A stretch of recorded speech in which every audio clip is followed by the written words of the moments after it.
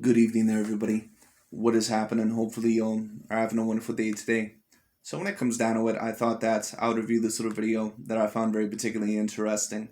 And I know that I said that in my last video that I would not be posting as much these next couple of weeks. And I know once again that I always say that I post quite a bit overall about Mr. Sewell Canelo Alvarez. But the reason why I post a lot about Mr. Sewell Canelo Alvarez is because I like to put things in their proper perspective. Now, to a degree overall, we're all going to look at things in a different lighting, and all in all, we're going to look at things from a different perspective. But I do think that there is somewhat along the lines of somewhat of an objective and logical truth. And when I take a look at Mr. Sewell Canelo Alvarez, in my view, he clearly is the number one pound for pound fighter. Not only just in terms of his skill set, but when you take a look at his resume, I don't think that there's any other fighter in the world of boxing right now that is really doing what he's doing. Now, of course, you're going to have certain people that allege, well, Alexander Usyk, for example, maybe if you want to mention him, he just defeated Joshua and he's a two-weight division champion and yada, yada, yada, yada, but there's, of course, I don't see as many people debate Usyk. Usually overall it's someone like an Errol Spence Jr. or a Terrence Crawford or someone else of the sorts. I've even seen certain arguments about Mr. Vasily Lomachenko. And I get all those fighters' cases, but when it comes down to it at the end of the day, I think when you take a look at Canelo Alvarez and also the fighters that he has been facing, and a lot of these fighters, a lot of the times, even if you don't want to argue all in all, that maybe they outweigh Canelo by a lot, because of Canelo, of course, he's kind of like Gervonta Tank Davis. Gervonta Tank Davis, he's someone that, yes, he's somewhat short for some of those weight classes in terms of, I don't want to say stature, but his height and his width when it comes down to it, at least when it comes to his arms and his height. But when it comes to his weight, Gervonta Tank Davis is someone who's very decently bulky. He's someone all in all that can handle those weight classes very decently well because he has A-grade power, pretty much A-plus punching power when it comes down to it. And on top of that, Gervonta Tank Davis, he just handles the weight very decently well. Gervonta Tank Davis could probably even fill out at 140 very naturally. Canelo Alvarez is a very similar type of athlete when it comes down to it. Canelo Alvarez is a person that at least rehydrates to about 185, maybe even a little bit more. Who knows? So basically what that means is that in terms of weight, you maybe could even debate all in all that, he's as heavy overall as even maybe some light heavyweights. But at the end of the day, Canelo Alvarez, he still is someone going to have a little bit of a difficulty with some of these bigger fighters because Canelo Alvarez is not really built in terms of the reach and in terms of the height overall like a light heavyweight. And some of these light heavyweights, it is very possible that they could be maybe about 10, possibly even 15 pounds bigger than that of a Canelo Alvarez. I don't think that Dimitri Bivol, for example, is going to be that much bigger than Canelo because a lot of people, of course, have told me, and, I've seen overall his background. Dimitri Bivol is not the biggest of light heavyweights when it comes down to it. Dimitri Bivol is someone all in all that he's a little bit on the, I'm not going to say that he's too small for a light heavyweight, but one could argue that maybe he's a bit thinner, less bulkier than some of the other light heavyweights that have been around. But at the end of the day, Canelo Alvarez in this next fight against Dimitri Bivol is going to be a great indicator overall, in my view, about how great he truly is. And in my view, Canelo Alvarez, he is an all-time great fighter. Whether a certain amount of people want to debate that or not. And I have certain people overall that come on my channel and they say, oh, you're nothing but a Canelo Alvarez ass kisser, excuse me. You're nothing overall, but a Canelo Alvarez fanboy. I'm just a person all in all that tries to put things in my logical and objective perspective. And the reason why I talk about Canelo Alvarez so much is the same reason overall why a lot of these other channels that hate Canelo Alvarez talk about him as well. Is because I'm trying to put a certain narrative out there, but my narrative when it comes down to it is to be as logical and objective as possible. Dante's Boxing Nation, for example, which is the video that we're going to review today, his narrative basically is to tell you that Canelo Alvarez, not only is he not the number one pound for pound fighter, but he's extremely flawed. He's nowhere near as skilled as what people say. When it comes down to it, he's avoiding a certain amount of fighters. Basically, Dante's Boxing Nation, he knows that is going to be a very, very hard case to try to tear down Canelo Alvarez. So he has to allege certain things that, in my view, really don't have overall a lot of, I guess, what are the words overall that I'm trying to say? The arguments really overall don't hold a lot of weight. Now, if you want to maybe argue that maybe Canelo has done some maneuvering here and there, I wouldn't necessarily have a huge problem with that. But alleging all in all the stuff that Dante and a lot of these other channels say, which is, oh, Canelo only fights people off their worst performances. He fights these weak Caucasian fighters. Well, those weak Caucasian fighters weren't allegedly weak when apparently Jamal Charlo or someone else was going to fight them. But as soon as Canelo Alvarez was going to fight them, all of a sudden they're these weak white boys. So like I said, as our good friend Dante would say here, we know what time it is. It is what it is. But anyways, Dante overall, It really shows you overall how low he's willing to go basically with this argument, and basically how desperate he is to make arguments about Canelo Alvarez to try and prove his point that Canelo is not the number one pound for pound fighter. He basically overall goes to a Canelo Alvarez sparring video, of course, against a sparring partner, I believe, by the name of Ronald Ellis. Now, Ronald Ellis, of course, in this video, he was touching up Canelo Alvarez a little bit here and there. I don't think that Canelo Alvarez was really going at full capacity, but it is what it is. And sparring, when it comes down to it, don't get me wrong, sometimes it can be revelatory of what is going on, or sometimes what faults a fighter can have. But Canelo Alvarez, seeing overall a sparring video against him, against Ronald Ellis, and him getting touched up a little bit, it doesn't overall really worry me that much overall, for him in future fights, because I've seen Canelo Alvarez overall against elite opponents. I've seen him against Gennady Golovkin. I've seen him against Caleb Plant. I've seen him against Callum Smith, Billy Joe Saunders. I've seen him against Danny Jacobs. I've seen him against Araceli Lara. Now, some of these opponents, of course, he did have problems with. But a lot of these fights overall, actually every single one that I mentioned, he pretty much won. Now, of course, there's a certain amount of people that would allege that the Araceli Lara victory, that was a little bit controversial, and I get it. That was a very close fight that, in my view, could have won either way. Maybe one could debate that Lara could have threw more in certain situations. The first Gennady Golovkin fight, I certainly thought that Canelo Alvarez lost. But a lot of these other fights, I think all in all that Canelo Alvarez has won. And overall, he's won definitively. Whether it be the Callum Smith win, which I thought was a very decent win at the time. Whether it be the Billy Joe Saunders win, which was a very decent win at the time in my view. The Caleb Plant win. The Sergey Kovalev win, even though he was a little bit more wore down. The Danny Jacobs win. Canelo Alvarez has a lot of great wins on his resume. And even if you want to mention Miguel Cotto, these victories are not overall to be undermined. And I'm going to talk about also in this video, and I've talked about this before, where in my view Canelo Alvarez ranks among the Mexican greats. Because I've had certain people overall, of course, disagree with my opinions about that. I'm going to explain my point of view with that as well. But anyways, let's see what Mr. Dante's Boxing Nation has to say. Let's get into it.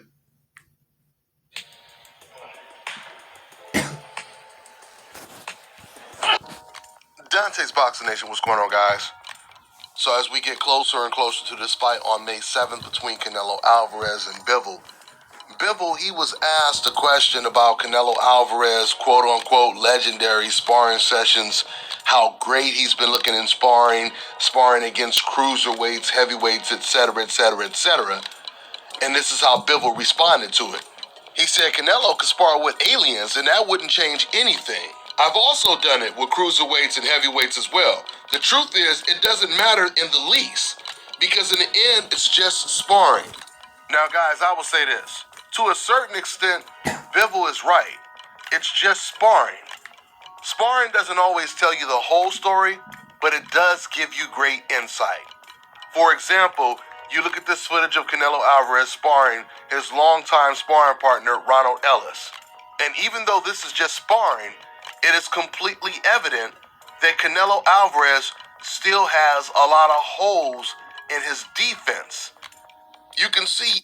No, Canelo Alvarez does not have a whole lot of holes in his defense. And like I said, you can clearly see in the sparring video that Canelo is not really going at full capacity.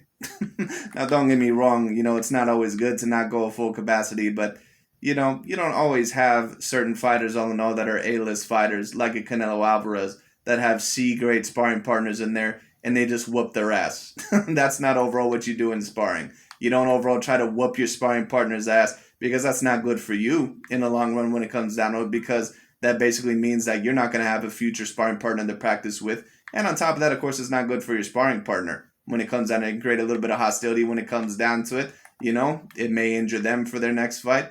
And on top of that, if things get ugly, it could injure you for your next fight. Now, of course, a certain amount of people may say, well, if Canelo is really that good, how could he get injured against Ray Ellis? My point being is this: in sparring, you don't want to get too foolish. It's not really always meant to go 100%. That's not me saying overall that you don't want to try. That may be sometimes that you don't want to go a little bit harder than usual, but you don't always want to treat it like a complete boxing match when it comes down to it, because it's not a complete boxing match, it's sparring. So it is what it is. So the fact that Dante is really using overall this argument in the first place, I'm sorry, but that really shows me that you're very desperate overall to tear down Canelo Alvarez once again. Overall that there's not a lot of clear and concise arguments that you have. And this just really shows me how desperate you truly are. But it is what it is. Anyway. Even when Canelo Alvarez is trying to block the shot, he's still getting hit with jabs.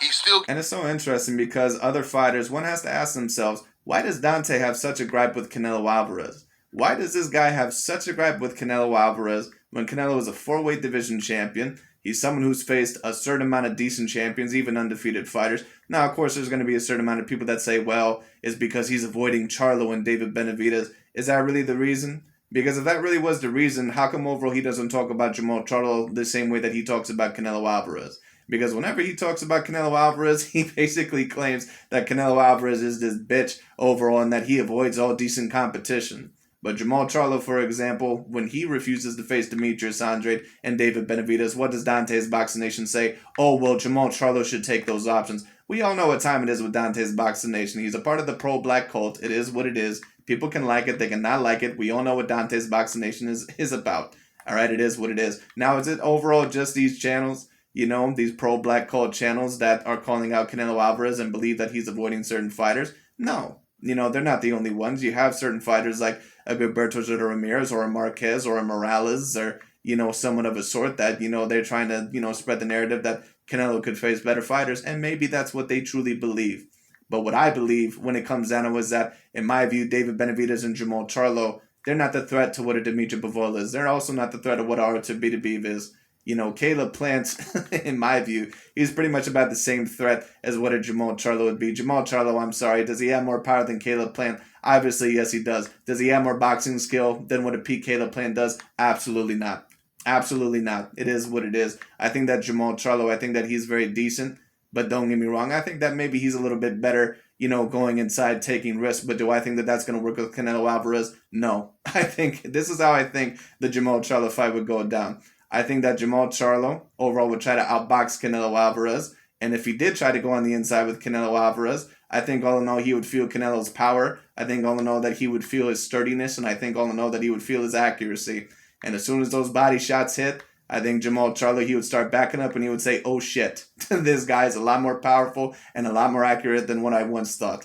I'm sorry, but if you take a look at Jamal Charlo and some of his more competitive fights, I don't really see Jamal Charlo beating Canelo. It's so interesting because Dante will use this point overall and basically say that, oh, well, this sparring matches, you know, with Canelo. And like I said, sometimes sparring can be revelatory. But I've seen Canelo overall do very, very decent overall against very high-grade fighters. So I'm not very, very worried about this. It is what it is. I mean, you know, this is, like I said, this is really a very, very weak argument. But it is what it is. But it's so interesting because you won't hear Dante's Boxing Nation ever talk about Terrence Crawford or someone overall, a fighter that he likes, in a very similar light. So when Terrence Bud Crawford didn't have the best of performances against a Jose Benavidez, and he lost a certain amount of rounds in that fight, pretty much against a C-grade fighter, you know, overall, even though Dante won't claim that, but that's the truth, it is what it is. You know, he won't overall say that Terrence Crawford, you know, performed subpar. And that, you know, this is why Terrence Crawford, he's not on the Canelo level or on the level of some other guys. He won't claim that. When Terrence Crawford had a shit performance against Aegis Kavalauskas, who's another C-grade fighter, Dante, he had nothing, you know, criticizing to say about it. So why does Dante's Boxing Nation always criticize certain fighters like a Tyson Fury or a Canelo or a Usyk or a Vasily Lomachenko, but he doesn't criticize someone like a Gervonta Tank Davis? He doesn't criticize someone like an Errol Spence Jr. or a Terrence Crawford or a Deontay Wilder. Do you see the pattern? It is what it is. We all know what time it is when it comes to Dante. He's a part of a pro-black cult, the pro-victimization cult. It is what it is. His mind is already zombified. His mind is never going to change. He is never going to give credit to some of these Caucasian and Latino fighters, especially ones overall that are the biggest threat. So it is what it is, because he does not want Canelo overall to be the number one pound-for-pound fighter. That is his number one and pretty much only problem with Canelo Alvarez. It is what it is. Getting hit with lead right hands. Now, of course, when this footage first came out, you have Canelo fans trying to defend Canelo, saying, oh, he was just playing with the guy, etc., etc. But the funny... He is playing with a guy. Do you think that Canelo Alvarez is going at 100% full capacity with a fighter like Ronald Ellis? Come on, man. Thing is, when you play with people in sparring, you usually do things like put your hands down and move your head. Maybe, you know, your sparring partner tried to hit you with an 8-punch combination. You slip every... Like, if Canelo overall truly got touched up this much overall in the certain amount of his big fights, he would have not won the Gennady Golovkin rematch. He would have not even beat Danny Jacobs. He would have not beat Caleb Plant or Billy Joe Saunders. a fighter that gets hit overall constantly, which is a narrative that, these guys always try to spread. When I say these guys, I'm talking about, we basically all know what channels I'm talking about here. Dante's Boxing Nation, Aki TV, Boxing You, Go Champ site. We all know what channels I'm talking about. It is what it is. But when it comes down to it, all in all, like I said, they always try to allege that, Canelo has so many holes in this game and he has so many of this. Well, maybe all in all, you should be focusing more overall on the holes also that Terrence Bud Crawford has, because no offense to Mr. Terrence Bud Crawford, and this is another part of the reason why I don't have him as the number one pound for pound fighter. When you really take a look at Terrence Crawford's defense versus Canelo Alvarez's defense, for example, Terrence Crawford is not as defensively responsible as Canelo Alvarez. When you take a look at Canelo in some of his bigger fights versus Terrence Crawford in some of his bigger fights, and really he hasn't had a lot of big fights in his career, when it comes down to it, Terrence Crawford gets, caught up more than what Canelo Alvarez does. Go ahead and take a look at it. Those are just the facts. When you take a look at Terrence Crawford versus Aegis Velasquez, when you take a look at Terrence Bud Crawford, versus Yuriorkis Gamboa, when you take a look at him even against Sean Porter, he got hit by multiple rights. Even Kell Brook, Kell Brook was hurting Terrence Crawford for as long as the fight lasted. He won the first 2 rounds, and he was completely washed up. People always love to comment in my comment section, and they always say, how can you say that Canelo has improved or that he's greater than some of these other fighters like De La Hoya or Marquez when, he was getting caught at will, overall by Sergey Kovalev, who was washed up. Canelo was not getting caught at will by Sergey Kovalev. I don't know what fucking fight these guys all in all seen. If you overall know your shit when it comes down to it, and if you take a look at that Sergey Kovalev fight, I rewatched some of the highlights today. Sergey Kovalev could barely land a thing against Canelo. That's not me saying that he didn't land his fair share of punches, but even the jab, which Canelo once upon a time had a very big problem of avoiding, and maybe he still has a little bit of a problem avoiding, but you can tell that it's gotten much better. Even against Sergey Kovalev, who I'm not saying was an A-plus fighter at the time. We all know he got knocked out multiple times, but don't tell me that Sergey Kovalev was not at least a decent fighter when he fought him. Because Sergey Kovalev was coming off of 2 top 10 victories in the light heavyweight division. One of them was a knockout victory over an undefeated fighter by Anthony Yard. And he was whooping his ass. So it is what it is. And then, of course, he ended up getting that revenge victory over Eleider Alvarez. So this bullshit of Sergey Kovalev, he was completely washed up. Well, why was Oscar De La Hoya overall not washed up when he fought Floyd Mayweather Jr. to some of these guys? Because Oscar De La Hoya was knocked out by Bernard Hopkins. He already suffered 4 losses in his career. So how come overall Oscar De La Hoya was not washed up? My point being is this. If I really overall wanted to degrade a certain amount of fighters, I could. But we have to keep the same energy across the board. Like I said, I can tell when a fighter is washed up and when they're not washed up. Sergey Kovalev, don't get me wrong, was he the same fighter that he used to be? No. But for Canelo overall to have that much of a size disadvantage, at least in terms overall of the height and somewhat of the stature, Canelo, I thought, did a spectacular job in that fight. Was the fight somewhat competitive? Of course it was. You expect that. With an overall fighter like Sergey Kovalev that has been there and done that. But at the end of the day, Canelo overall proved to be the better fighter. So it is what it is. So Canelo deserves a lot of credit. And let me also state this, because I have a certain amount of people in my comment section, they'll say, how can you say that Canelo was better than Pereira and Morales and, De La Hoya, he wasn't better than any of those fighters. Actually, yes, he was. Not only all in all was he undeniably greater, in my opinion, than all those fighters, he was better than all those fighters. He was more skilled than every single one of those fighters that I just mentioned. Now, the only ones in terms of Mexican fighters that I wouldn't say that he was 100% debatably more skilled than was maybe a Chavez Sr. and a Salvador Sanchez. Because those are the fighters, all in all, those are the only Mexican fighters, in my view, that can pretty much be looked at on that Canelo Alvarez level. But when you take a look at Canelo Alvarez, extraordinary skill set. You cannot get past the fighters like a Caleb Plant and Billy Joe Saunders. And I have a certain amount of people that also tell me, those fighters were just shit. No, those fighters were not shit. Billy Joe Saunders got past David Lemieux, Chris Eubank Jr., all right? He got past Andy Lee. All those fighters at one point in time were at least at very high title contention, or they were champions. So don't overall tell me all in all, and not these legit, not these bullshit interim or intercontinental or regular champions either. I'm talking about legitimate champions. All right, that's who Billy Joe Saunders beat. Now, of course, was he known for great power? No, he was not. But he was known for being very decently slick. He had very decent footwork. When it came down to it, he was someone that pretty much was Canelo Alvarez's size. It was looked at as a very decent fight because it was. Callum Smith, of course, was undefeated at the time, even if you want to say that he came off an unimpressive performance over John Ryder. But when it came down to it, Callum Smith at the time was a very decent fighter. I don't think anyone would be saying that. Let me say this. For those of you that use that argument about Canelo Alvarez, let me ask you something. Now, Shakur Stevenson, of course, he's been calling for the Oscar Valdez fight for a while. So maybe you would say that this is a little bit of a different situation. But does Shakur Stevenson, if he beats Oscar Valdez, does he not deserve credit over Oscar Valdez because a lot of people, including me, thought that Oscar Valdez lost that last fight against that one Brazilian fighter, Conceição? Does that mean that Oscar Valdez, that he's pretty much done and that, he's fighting him off his worst performance? They would never say that with someone like Shakur Stevenson. Why? Because he's a black fighter. Let's just be real about these channels. It is what it is. But I'm not a person overall that panders according to race. Don't get me wrong. I think everyone overall cheers for their own when it comes down to a degree. But I'm not here all in all, to go on any of this biased bullshit, racial bullshit. That shit is for children. I'm not overall to do any of that shit. And, it is what it is. But at the end of the day, when I take a look at Canelo, he has a great amount of wins. And I'm sorry, but yes, he was greater than Juan Manuel Marquez. He is greater than Eric Morales, Marco Antonio Barrera. And he's certainly greater than Oscar De La Hoya. I'm sorry. I have a certain amount of people that try to bring up these points. Well, Oscar De La Hoya, he gave Floyd Mayweather Jr. so many troubles. Yeah, Miguel Cotto also gave Floyd Mayweather Jr. a whole lot of troubles. Then he got in the ring with Canelo, and Canelo outboxed him. Now, of course, a lot of people would say that, well, Canelo, Cotto was older. I believe that he was about 33, 30-some, I believe he was 33 years old. So was he older? Yes, he was older, but he wasn't a grandpa. So just stop the bullshit. It is what it is. That was a decent win at the time because Cotto looked like he had a revived career. And at that time, he looked overall very decently skilled. And even after that, he was somewhat decently skilled. But it is what it is. Anyways, when it comes down to it, like I said, you can tell when a fighter is an all-time great fighter. And, maybe out of all those fighters that I just mentioned, maybe you can have an argument for Marquez being greater than Canelo. Maybe a slight argument just because he ended up beating Manny Pacquiao, and I believe that he's a 4-weight division champion as well. But I'm sorry, but Eric Morales and Barrera, no. Those fighters are not greater than Canelo.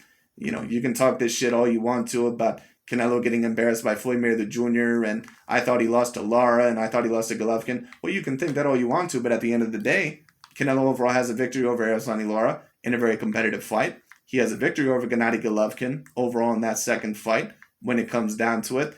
Eric Morales, he has a loss overall to multiple fighters. He lost a trilogy overall to Marco Antonio Barrera. He lost that trilogy. If Canelo overall beats Gennady Golovkin in this third fight, even though Gennady you can claim is not the same fighter, he would have won that trilogy. Marco Antonio Barrera, although he was a decently great fighter as well, he lost to Junior Jones, I believe, twice in the early part of his career. He lost to Manny Pacquiao both times, got his ass whooped, is what it is. He cannot be counted on the Canelo Alvarez level. It is what it is. Juan Manuel Marquez even, great fighter, all-time great fighter, has a victory and very close fights with Manny Pacquiao, but you lost the majority of those fights. Now, a lot of people, of course, would say that he, someone got robbed. I don't agree with that. I thought that he clearly lost the second one by a little bit. I thought he also lost the third one by a point. So it is what it is. So Juan Manuel Marquez, he has no one else to blame but himself for those losses because he lost. All right, he lost. And don't even get me started about Oscar De La Hoya, the person that pretty much lost almost every big fight in his career. A certain amount of people, they said, oh, well, I had Oscar beating Shane Mosley in the rematch. I would have to watch the rematch again. I'll give you that one. I thought that he beat Shane Mosley in the rematch, at least from last time I watched it. But the first time, he got embarrassed. People, of course, want to talk about how Canelo got embarrassed by Floyd, which he pretty much did in that, fight when it came down to it. But let's be real. Floyd Mayweather Jr. and Shane Mosley, they're on two completely different levels. Floyd Mayweather Jr. and Shane Mosley, I mean, it's like comparing Tom Brady overall and Drew Brees, in my opinion. They're not even close. It is what it is. They're both great fighters, but there's levels to this. It is what it is. So when Canelo lost to Floyd Mayweather Jr., don't get me wrong, you still have to blame Canelo a little bit, and all in all, it does have to be put out there that he lost to Floyd Mayweather Jr. But losing to Shane Mosley when he was coming up 2 weight classes and never fought at 147 before, when it came down to when he fought Oscar De La Hoya, that loss, in my view, should be counted as much worse overall than overall when Canelo lost to Floyd Mayweather Jr. It is what it is. I'm sorry, but those are just the facts of the situation. And on top of that, you fought Tito Trinidad. If I would have gave it to someone, I probably would have gave it to Oscar. But I thought Oscar De La Hoya ran a little bit too much in the final rounds. And I'm not a person that uses the term running a lot, but he ran because he just moved around and basically didn't throw anything. He thought he had that fight in the bag. And overall, it was somewhat of a competitive fight, especially in the latter rounds. And he gave it away. So Oscar De La Hoya, he has no one else to blame but himself. And on top of that, I thought he personally lost the Pernell Sweet P. Whitaker fight. So everything evens out for some people in the end. And for Oscar, it did. So it is what it is. Oscar was not greater than Canelo. He was not more skilled than Canelo. The only thing all in all that he had Canelo Alvarez beat in my opinion, was maybe footwork and hand speed. That was about it. Every other category Canelo had him beat. Every other category. Head movement, defense, when it came down to it, power, when it comes down to it, boxing IQ. He had everything over Oscar De La Hoya. If Oscar De La Hoya and Canelo Alvarez ever fought, Canelo would have embarrassed him. It is what it is. And I don't care what anybody says. People can like that. They can not like that. That's my view on things. It is what it is. So I know a lot of people, of course, they're not always on the train overall, or they're not always overall of the opinion that, Canelo is this great fighter. Listen, if you really know what you're watching, you know that Canelo Alvarez is an all-time great fighter. You can rank him wherever you want to. But in my view, Canelo Alvarez is one of the top 30 fighters that I've probably ever seen. So it is what it is. Anyway. Single punch, right? You're not hitting him, but you're just showing how he can't hit you. That's normally how it works when sparring partners or when fighters are playing with their sparring partners. You don't purposely make mistakes because you're playing with someone. You're supposed to make it look even easier when you're playing with someone. What we see in this sparring footage is the same thing we see in all of Canelo Alvarez's fights. He's extremely vulnerable to jabs. Once again, even when Canelo... What fights are you watching, man? Like, this guy, he always says that this is, Canelo's getting outboxed in every fight. Like, what is this guy talking about? It's a good thing these guys aren't judges because they have no idea how to score a fucking fight whatsoever. Because Canelo was winning the Sergey Kovalev fight. I don't care what anybody says. Go ahead and rewatch that fight. There's always so many people that tell you all this bullshit. Oh, Kovalev, he was landing the jab all night. He was hitting Canelo at will. What the fuck are you talking about, man?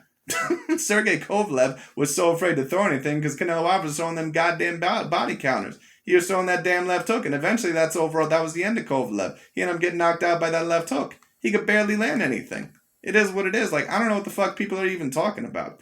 And then in the Caleb Plant overall in the Billy Joe Saunders fight, they hit him here and there, but it's not like they were hitting Canelo at will. Canelo was winning those fights. Don't get it twisted. Has his hands up. He's still getting hit with jabs. But it's so interesting because these same guys, especially Dante's Boxing Nation, I love to talk all this shit. They won't talk about Jamal Charlo's shit performances over Matt Korobov or Austin Trout. Or, Juan Macias Montiel. They won't talk about overall how Demetrius Bobo Andrade didn't look too great against that one, who the hell was that Caucasian fighter he fought not too long ago? That one British fighter, Liam Williams or whatever the hell his name was. You overall didn't talk about how he looked like complete shit against that fighter. Got hurt multiple times. Well, I mean, he did a little bit, but when it comes out, but you notice all in all that the energy is just not the same. Like, come on, man. We all know that Canelo Alvarez, we all know that the man has hands. We all know that he can box because I've seen him overall in big fights.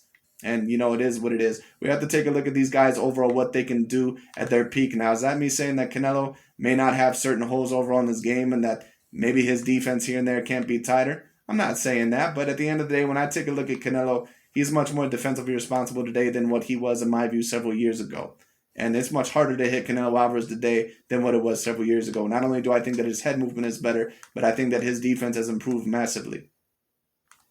Because Ronald Ellis, he was able to split Canelo Alvarez's guard with the jab, which is something that Bivol specializes in. And this is the reason why. Good. So your prediction all in all is that Dimitri Bivol should beat Canelo Alvarez. So you're giving us your prediction right now that Dimitri Bivol is going to win this fight hands down. Because this sparring session is very revelatory of the holes that Canelo Alvarez has in his game. We all know that Dimitri Bivol is way better and a way greater athlete than Ronald Ellis. So Dimitri Bivol should win this fight hands down, no doubt about it. That's your prediction, right? So I better hear that overall coming May 7th.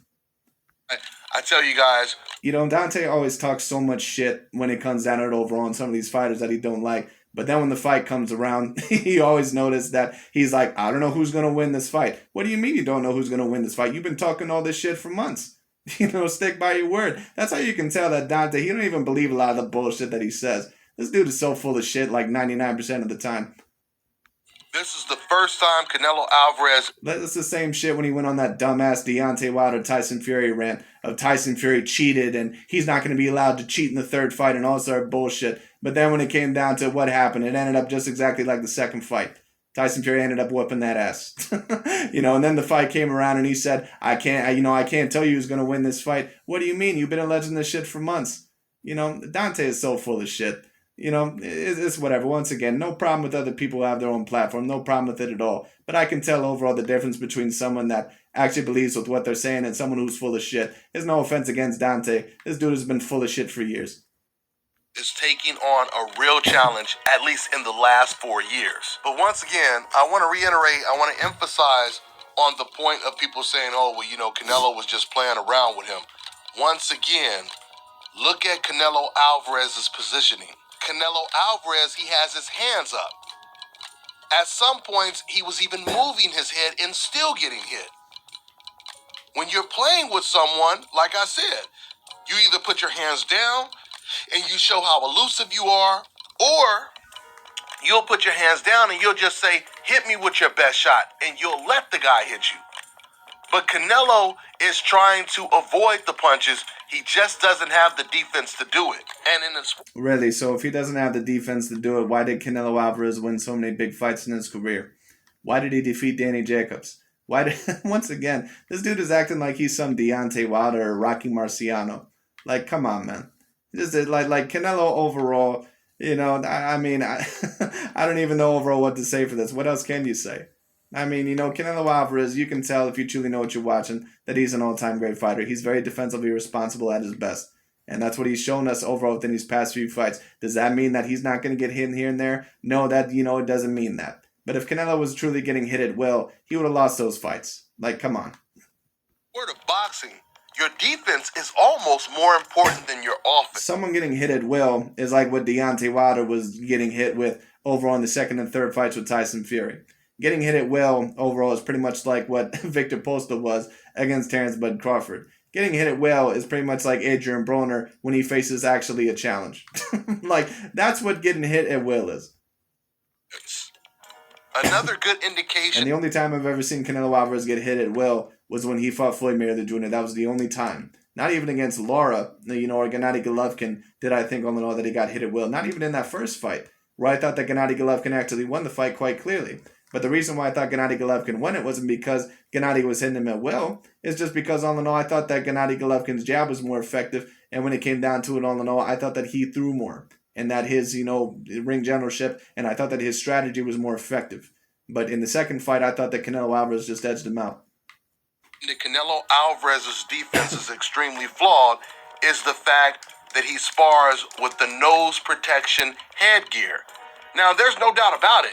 It's good to use this gear because it... Right, but come on, Dante. You're really going to use that point overall to basically say that, to tear down Canelo's career and tear down his skill set because he uses the nose the nose protection sparring gear. I mean, come on. Like, that's a really, really, really weak argument. It is what it is. Anyway. Protects you from getting a broken nose or having any type of injuries leading into a fight. But the thing is, Floyd Mayweather, he seldomly ever used this guard when he sparred. He used regular sparring gear. Why? Because he knew he had the type of defense to where he wouldn't have to worry about getting his nose broke because he's not going to be eating jabs and right hands all day in sparring. Now, that makes perfect sense for the sparring partner to be wearing a nose guard because he's Canelo Alvarez's sparring partner. But a lot of the time, Floyd Mayweather Jr.'s sparring partners, they didn't wear a nose guard either. So certain people overall wear nose guards, certain people don't. And it probably would be more intelligent to have a nose guard because, of course, if you have a big fight coming up, which a lot of the times Canelo Alvarez does, he's now fighting almost 3 times a year, if not 3 times a year. Then, of course, you don't want a broken nose overall, which is going to push back the fight. Canelo can't afford... Because, of course, people are going to say, oh, well, if Canelo's that good, how is he going to get a broken nose? It doesn't matter overall who you're in the ring against when it comes down to it. There's always a possible chance that you could possibly get hit when it comes down to it, whether you're playing with them or not. There's always a possible chance that you can get cut. There's always a possible chance that you can get a broken nose or that you get hit the wrong way, and something ends up happening. So at the end of the day, I'm sorry, but making this bullshit argument of that's how we know that Canelo, his defense is really leaky because he's wearing the nose block guard, like, come on, man. Be injuring all of his sparring partners and having to replace them at the last minute. Now, don't get me wrong. Once upon a time, did Canelo have a really big problem avoiding a jab? Once upon a time, yes, he did. Now, if he gets in the ring overall with someone like maybe a Gennady Golovkin, someone who has a terrific jab, then he's still probably going to get hit with it, here and there. But the majority of people don't have that type of jab. Because depending on whose camp you're in, a lot of fighters, a lot of sparring partners, they do get sent home with broken noses, or they just don't end up coming back because they get injured some kind of other way, right? So yeah, they have to stay protected. They have to stay safe. So like I said, man, sometimes sparring, it tells the whole story. Sometimes it doesn't. I mean, there's been sparring sessions. So in this case, because you don't like Canelo Alvarez, it tells the whole story. But I agree overall with that statement. Sometimes sparring can tell, a very big story. Sometimes it doesn't. But a lot of the times you can't rely overall just completely on sparring when it comes down to it. Now, there are certain fighters that they end up getting their ass whooped in sparring, and all in all, they realize that, wow, this dude is better than me. Like Timothy Bradley, he faced off against Terrence Crawford when I believe he was sparring for Manny Pacquiao. And that's how Terrence Crawford eventually got his name into the limelight, because he sparred Terrence Crawford and he said, holy shit, this dude is whooping my ass. Once upon a time in the MMA world, Tito Ortiz and Chuck Liddell, they used to be sparring partners. They used to be sparring partners. And there's a story out there, all in all, however true it is, but I believe it, that Chuck Liddell, that he was a very, decent striker at the time, compared to especially to Tito Ortiz, because Tito Ortiz was mainly a wrestler. He hit Tito Ortiz on the side one time when they were sparring, knocked him down. Tito Ortiz going to get back up. So it is what it is. So sometimes sparring can tell a very big story, but sometimes it doesn't tell the whole story. So we have to be very careful sometimes overall just sparring stories. But Dante, we already know what his narrative is going to be anyway. But you know how many videos there are out there of certain other fighters like Deontay Wilder getting touched up in sparring? Where are these videos of Deontay Wilder getting touched up in sparring by Dante? How come overall he wasn't saying, man, Deontay, it's going to be very tough for him to beat some of these fighters because he really needs to improve? We see nothing about that. So, and I'm not saying all in all that, I'm not saying that maybe you don't put your opinion out there or you don't overall give your honest opinion about a fighter needing to improve. It's always best to be honest. But my point being is this. Is there a reason why Dante overall talks this way about Lomachenko or Canelo or another fighter, let's be real, of a certain demographic, and he won't talk that way about Gervonta Tank Davis, Terrence Crawford, Errol Spence Jr., Deontay Wilder, or someone else? Yes, it is what it is. Anyway. Where you can clearly see maybe there was a young, undefeated fighter. He's fighting against a champion. And this young prospect is putting hands on a champion. And that is an indication that if they were in a real fight, that young, undefeated prospect, he has a good chance of beating the champion, right? Then there's sparring. Well, like I said, sometimes that ends up happening, sometimes it doesn't. But Errol Spence Jr., allegedly when it came down to it, apparently he put hands on Floyd Mayweather Jr. At least that's overall, the word through the grapevine. Now how true that is, I don't know. Personally, in my view, Floyd Mayweather Jr. obviously is a greater fighter than what Errol Spence Jr. is. But when it comes down to it, does that mean that I'm just going to take that story as the gospel and say, man, that must mean that Errol Spence Jr. would whoop Floyd Mayweather Jr.'s ass? Or that all in all, that Errol Spence Jr. would be a tougher fight, all in all, or must be greater than some of these other fighters like a Cotto or Manny Pacquiao? We can't allege that. My point being is this, when it comes down to it, we can't always just allege certain things overall just off of little bits of information.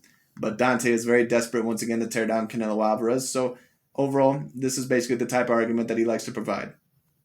Positions like this one right here, where I wouldn't say that Ronald Ellis would beat Canelo Alvarez, but Ronald Ellis is just once again showing how flawed Canelo Alvarez is in terms of defense. That's the only thing he's doing. Well, where is this flawed defense in the Caleb Plant fight? Where is this flawed defense in the Billy Joe Saunders, Danny Jacobs, and some of these other big fights? Now, Dante, of course, he probably would use the argument that, well, Ronald Ellis is a black fighter, so he's better than some of those other Caucasian fighters. But once again, it's so interesting. He gives so much credit overall to someone like an Andre Ward. Somehow, he ranked Andre Ward as the number one pound-per-pound fighter by pretty much beating nothing but Caucasian fighters. So it is what it is. So how come certain fighters like Terrence Crawford, when he defeated Victor Postal, it's an A-grade win? Certain people like Andre Ward, when he defeated Carl Froch and Sergey Kovalev, it's an A-grade win. But Canelo, when he faces Caucasian fighters, now don't get me wrong, if you want to argue that some of those Caucasian fighters that I just listed are more dangerous than some of those guys, you could, but listen, at the end of the day, Caleb Plant and Billy Joe Saunders and Callum Smith, they were all very decent fighters. So it just is what it is. Let's be real. Because Ronald Ellis is definitely a sparring partner level type fighter. Now his brother, Rashidi Ellis, who's an undefeated welterweight, that's a different story. This guy is special. In fact, He beat Alexis Rocha, the guy who just knocked out Blair Cobbs. According to reports, Rashidi Ellis was actually signed with Golden Boy and ended up leaving Golden Boy, or they dropped him because Golden Boy wasn't getting him any fights, or at least not any meaningful fights.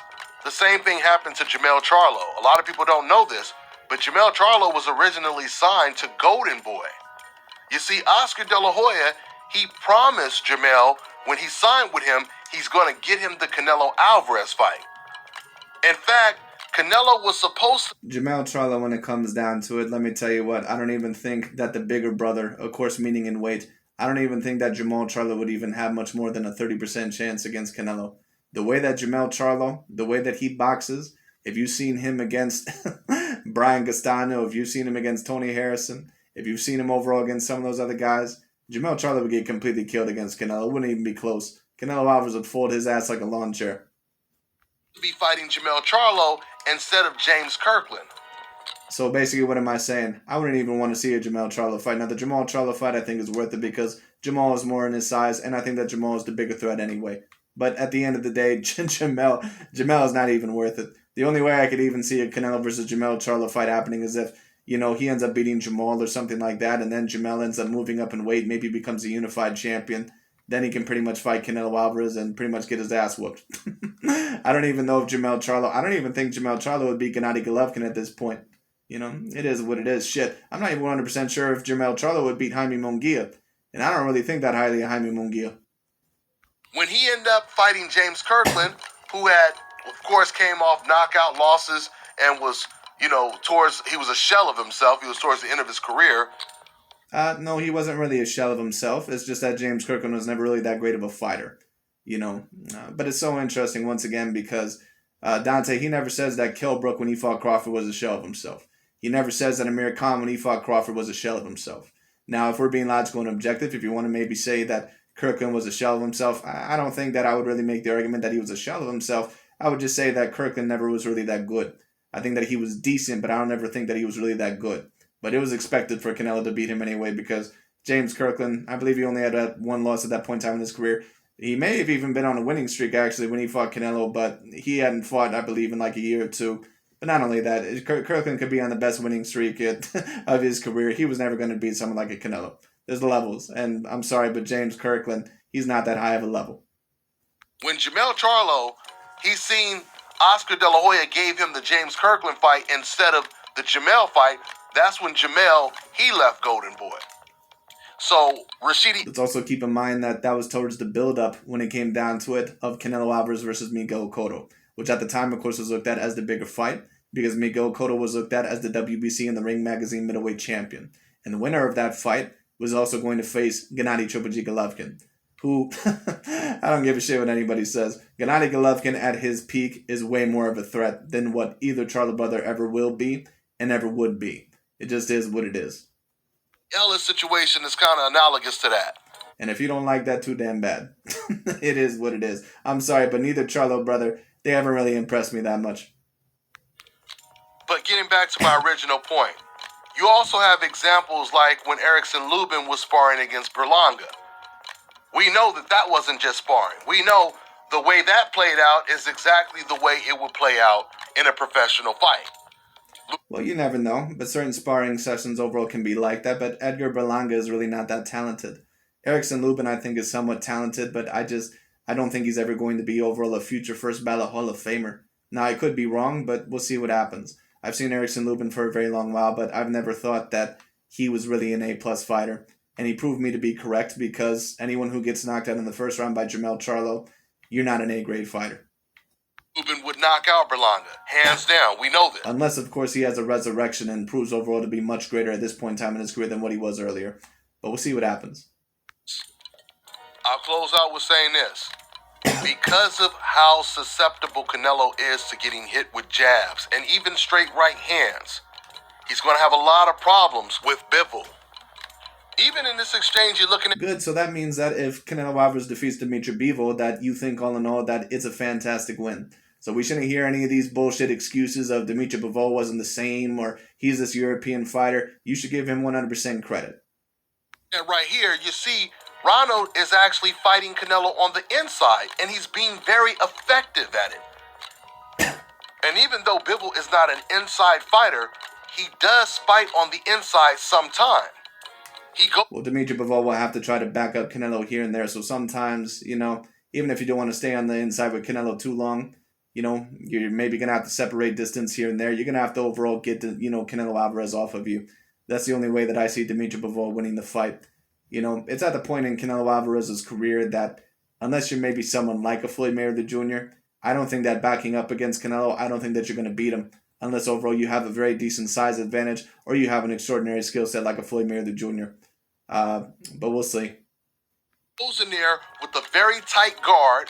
He'll block your shots and counter them with hooks. So Canelo Alvarez, he's going to have a serious... Or maybe unless you had A-plus power, like Gervonta Tank Davis power overall, like, let's say, transformed into, like, the super middleweight division. But I just don't see anyone overall who's like that. Basically, what am I saying? It almost would have to be like a Roy Jones Jr. type of fighter to beat Canelo Alvarez or to knock him out. This uphill battle on May 7th. That's all I got for now, guys. I'm on to the next one. But anyways, that's really about it for today. I just thought that I would review that because I thought that it was very interesting. But anyways, that's really about it for today. Thank you so much for watching, and I'll talk to you all later. And of course, I am very excited overall to cover the Dimitri Bivol versus Canelo Alvarez fight because I think that it's an extraordinary fight. But we'll see all know what happens. Anyways, that's really about it for today. Thank you so much for watching, and I'll talk to you all later.